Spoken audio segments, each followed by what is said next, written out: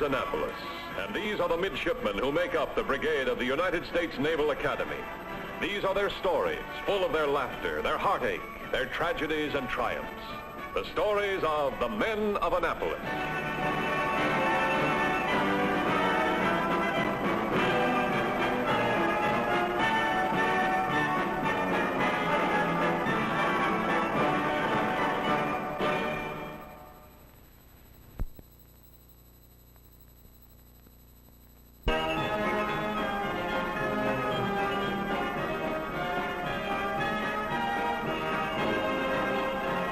This day started like any other.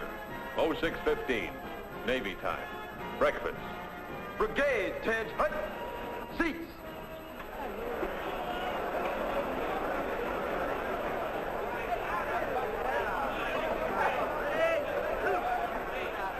The plebes reverse their coats. Protection against spilled food. Fourth class, stand by to come about. Do not come about until I give the order to come about. When I give the order to come about smartly and expeditiously and by the numbers. Stand by, execute. 1, 2, 3, 4. Sir, the sails are luffing. All right, fire a four-gun salute. Aye, sir. Stand by, execute. 1, 2, 3, 4, 5, 6, 7, 8. Sir, the fourth class ship is on a port tack, rigged and ready for running. Well, take her down. Aye, sir. Fourth class. Seats. Sir, the red eye is rigged and ready for running. Very well. Well, gentlemen, another Saturday dawns brightly. My lady fair will stand by my side as soon as I struggle through another few hours of academic torture. Speaking of torture, Bill, you ready for Damon? You know your stuff? Like I invented it. Every time I get into his class, though, I tighten up like a drumhead. Man, he hits you with a broadside whether you're right or wrong. One thing for sure. Today I won't be wrong. This story is about Bill Wilson, midshipman, one of the best. A first-classman, he sits at the head of the table. Product of 3.5 years of excellent response to excellent training. Yesterday, headed for graduation. Today, headed for trouble. 1600, class work over. Wilson's destination, the swimming pool. Swimming practice, Bill? Yeah, I thought I'd go over and see if I could chop a second or two off my freestyle time. Ted, are you boys dragging for the hop? Yeah, Peggy's coming. Yeah, I think Barbara's coming. You think? Look, why do you take chances like that? Be sure. I invited 3 girls. At least I know one of them will accept. Mr. Sands, I think this gentleman ought to accompany us to the swimming pool. Sudden immersion in a large body of cold water might help. Do you agree, sir? I do, sir. Sir, please. Gentlemen.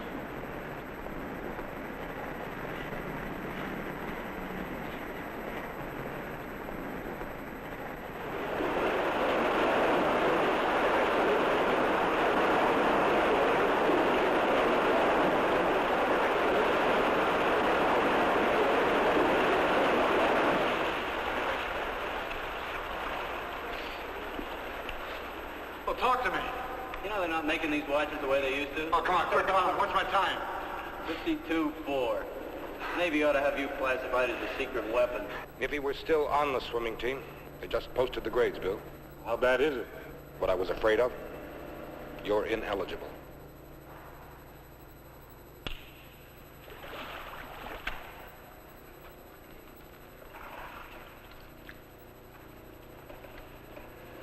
Thanks. It's all for today, gang. Yeah, I'll see you, huh?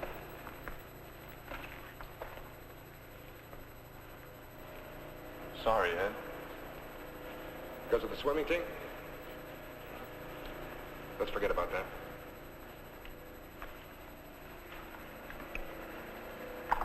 I'm worried about you. I don't get it. You were warned weeks ago that your grades were slipping. Everybody tried to help you. Company officer, your roommates. You even got extra sessions, didn't you? Then what is it? You've never been in serious trouble before.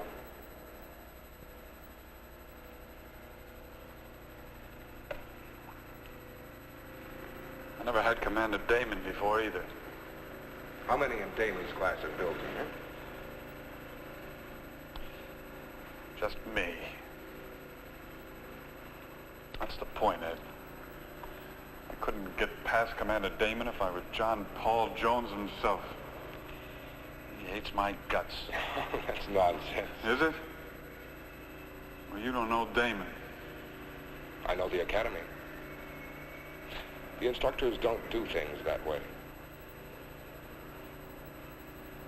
Okay, fine. And you explain it. You said yourself that I've never been in any serious trouble in my classes before. It wasn't until Damon came in the middle of the term as a replacement that everything began.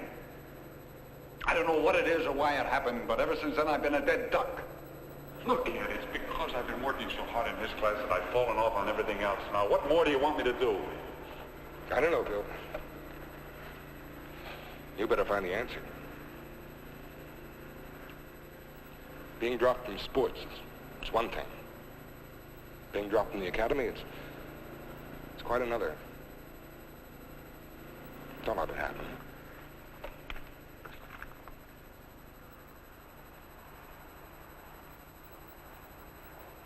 Don't let it happen. But how do you stop it when you don't know what's happening? You've always marched to class. And now it's more like marching to your own private war. You're on your way to the class of Commander Damon.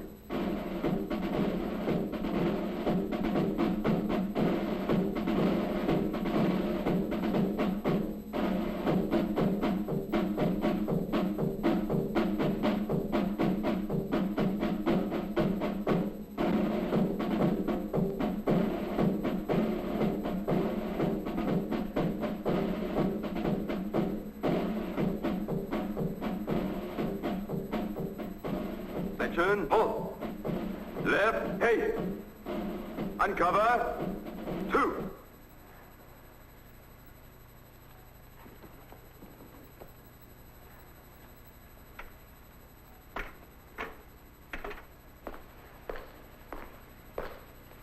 Section 115. 2 men absent, Commander Damon.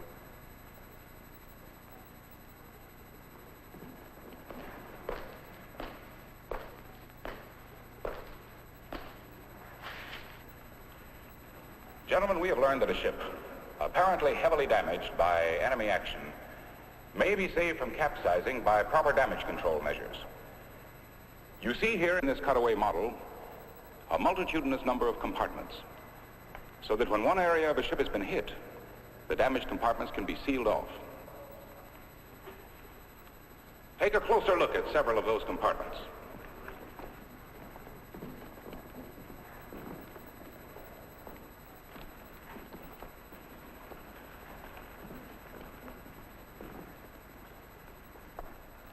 What do you notice that all the compartments have in common? Mr. Sands. Well, each compartment is so constructed, sir, that it's entirely independent of the surrounding compartment. More importantly, each of the individual compartments is equipped with a watertight door. Unless these doors are securely fastened, the sealing off of the individual compartments may be ineffective. Is that correct, Mr. Wilson? I believe so, sir. You believe so? I know so, sir. Then why did you say believe? It was a mischoice of words, sir. Commands are made up of words, Mr. Wilson. You can't say port when you mean starboard, nor fire when you mean ceasefire. When we're dealing with ships, planes, and men, we can't assume what you mean. We must know. Is that clear? Yes, sir. Thank you, Mr. Wilson. He never misses a chance. Why? Why won't he get off your back? And why do you freeze up every time he puts the pressure on? Why are you beat before you start? You know you're late, so you try to forget it. You want to forget it, especially today, because it's Saturday, Liberty. Your girl is coming and you want to have fun, if you can. Hey, Wilson, Sands, wait a minute.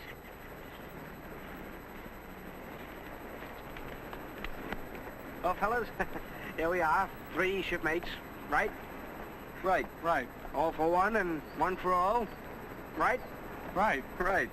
All good things that come to one of us, we all share, right? Right. Fellas, we're in trouble. Oh, no. Now, one of your 3 girls showed up? Well, maybe Peggy can fix them up with a date, huh? I think Barbara knows the girl in town. Oh, please, fellas, don't do me any favors or else I'll have 5 girls on my hands. All 3 of mine showed up.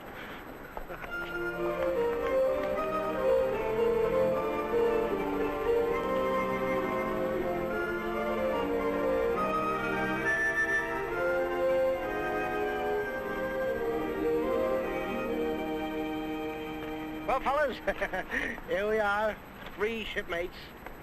Right? Right. Right. All for one and one for all. Right? Right. Okay. Any good thing that comes to one of us, we all share. Right? Right. Right.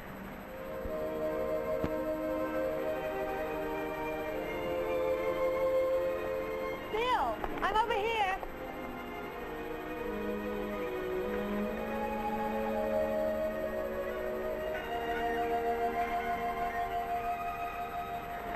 Hi. Hi. Peggy, you never look so wonderful. Nicely said. I've never been so glad to see you. Oh?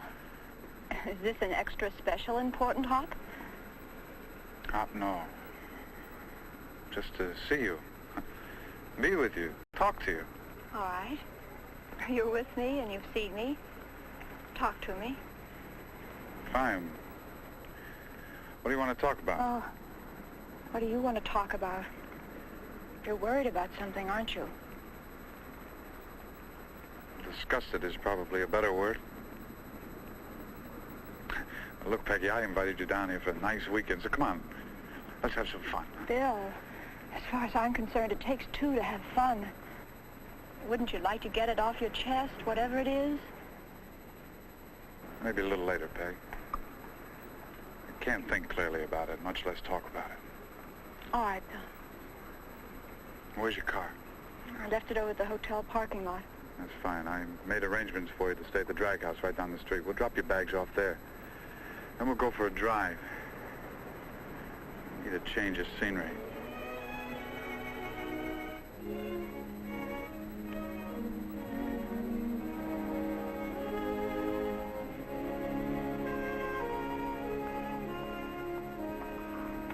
Bill, I'll never be able to back out without losing a fender. Would you? Well, it's 7-mile limit, Peggy. Okay, let me have it.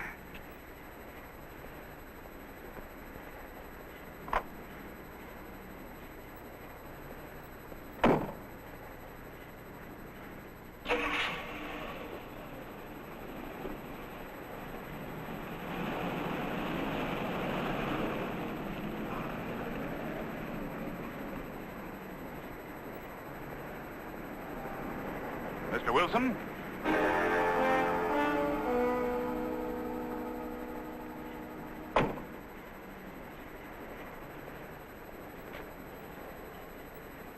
Good afternoon, Commander. Mr. Wilson, you know it's a violation of regulations for a midshipman to drive a car within 7 miles of the Academy. Yes, sir, I do. But I was only taking my girl to her drag house, sir. And to take her there, Mr. Wilson, were you driving the car or were you not? I was driving the car, sir. I'm putting you on report, Mr. Wilson. Return to your quarters. Aye, aye, sir. Sir? May I have permission to speak to my drag? Permission granted. Thank you, sir.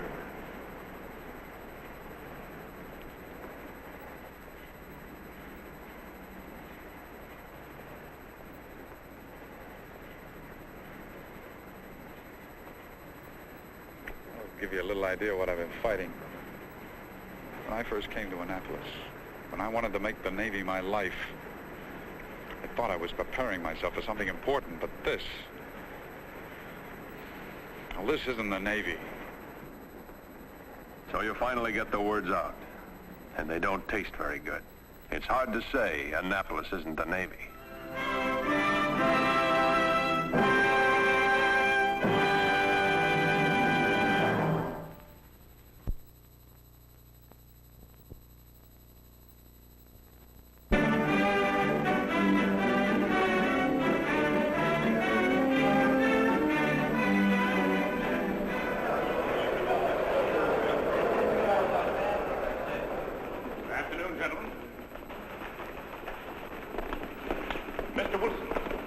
Yes, sir.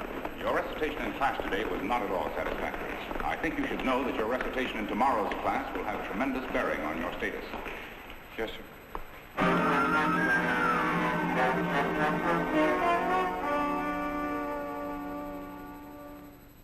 And based on that, what's the trimming moment of the ship? 20,000 foot tons. Oh, we're wasting our time. I know this stuff cold. Line for line, word for word. Best thing for you to do now is get a good night's sleep. Don't feel like sleeping. Hey, Bill? Steady as she goes, huh? Aye, aye, sir. Aye, sir.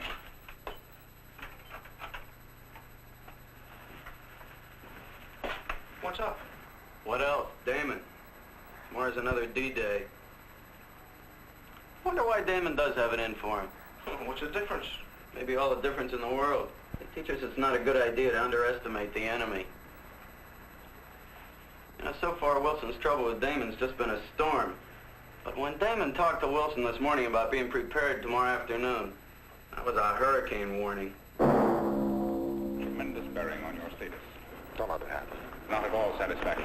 Dropped from the academy. Putting you on report, Mr. Wilson. Why did you say believe? Is that correct? Putting you on report. Why did you say believe? On report. Is that correct? Why believe? Report. Believe. Correct. Believe. Report. Believe. Correct.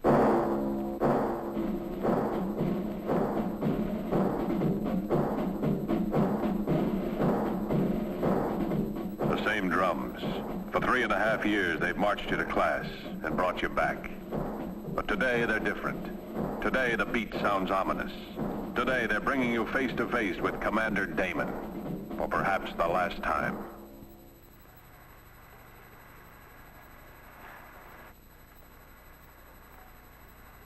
So far, most of you have done pretty well. Now, gentlemen, in the time remaining to us, you'll see why I've chosen this demonstration room for today's recitation. For one thing, the equipment in front of us will clearly show a right answer from a wrong answer. And in this room, we can get a feel of battle conditions. From this moment on, gentlemen, I want each of you to assume that you are the damage control officer of that ship. There may be occasions when you will have to work under pressure of darkness, smoke, in the midst of high-powered electric lines and piping systems that have been twisted into a mass of spaghetti. Under such conditions, you can throw away your textbooks and slide. Throw them away, gentlemen. Our ship has been hit. A torpedo has ripped open compartment C-208A and C-206A. Wilson, what do we do? We'd better counterflood, sir. Well, of course we've got to counterflood. But you didn't need 3 years at Annapolis to tell you that. How, Mr. Wilson? Where? Which compartments? When, Mr. Wilson? Today or next week? This ship is in trouble. Serious trouble. And there's 300 men aboard. Do you think you have time to run back to your cabin and review your textbook? A201A and A1W will probably do it, sir. Probably. How many guesses do you think you get at a time like this, Mr. Wilson? I said you were on board that ship, and it's been hit. Hard hit with enemy fire. This is war, Mr. Wilson, not musical chairs.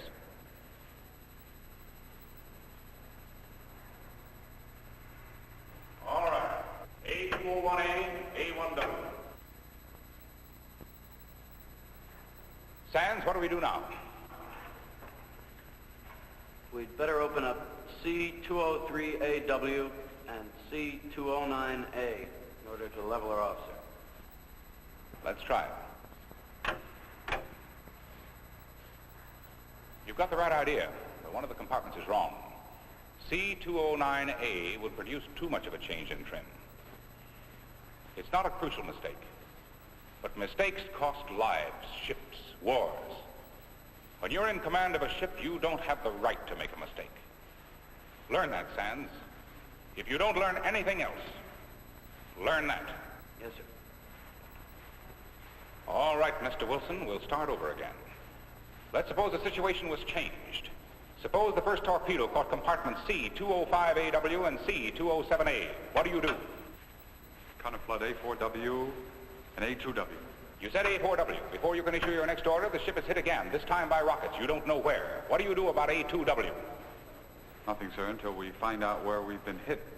The report now comes through. The progressive flooding has reached compartment C11W.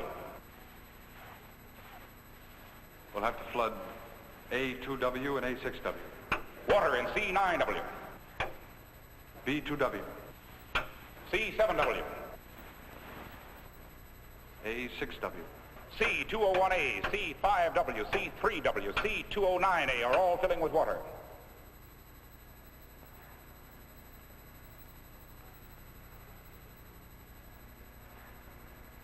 Mr. Wilson, our ship is now in a most precarious position. Your next order must be exactly right, because your next order will save that ship or cause it to capsize. Come on, what are your orders? There are 300 men aboard. The decks are slippery, shells bursting all around you. You've got wires in your face, oil in your mouth, and a prayer on your lips. Well, Mr. Wilson, we're awaiting your orders.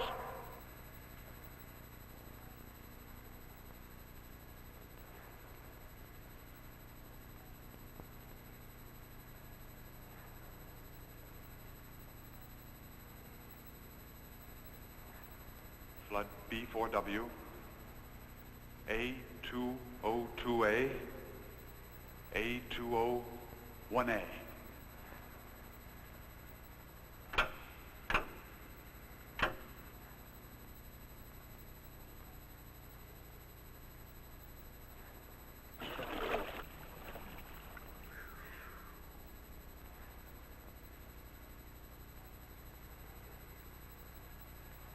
Well done, Mr. Wilson. That will be all for today, gentlemen. Class dismissed.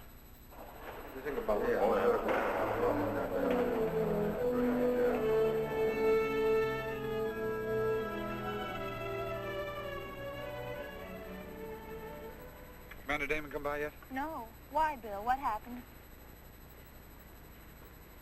Oh, Bill. Wait a minute, Peg.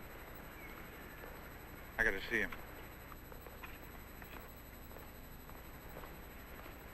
Commander Damon, sir? How do I say it? It's not easy. Don't try, son. Maybe this will help. I never had any doubts about you. That makes it worse, sir. I hated you.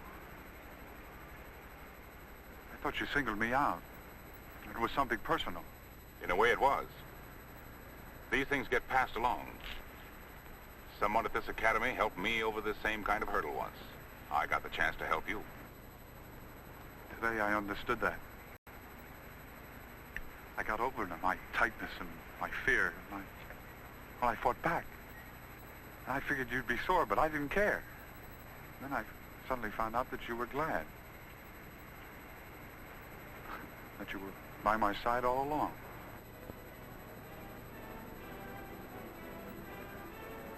I think we've kept your young lady waiting long enough. Yes, sir. And, Bill. Yes, sir.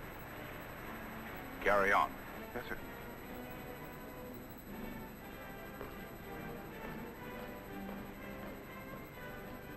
Yes, Mr. Wilson, carry on. It'll be easy now because you found out that you were wrong. Annapolis is the Navy, and it's everything you want it to be.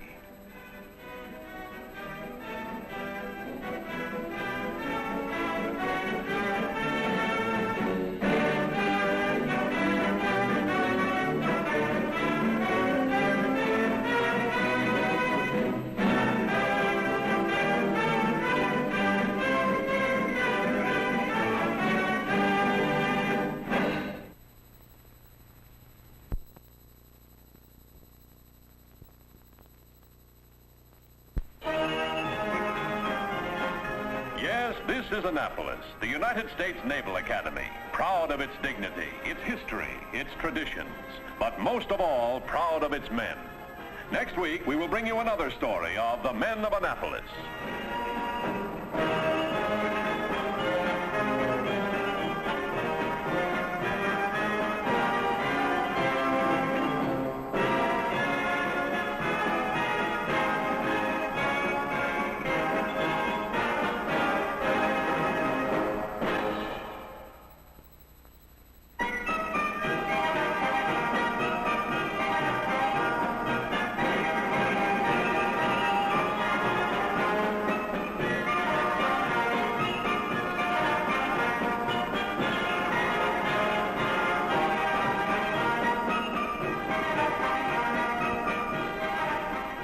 Midshipman Wilson was played by Fred Beer.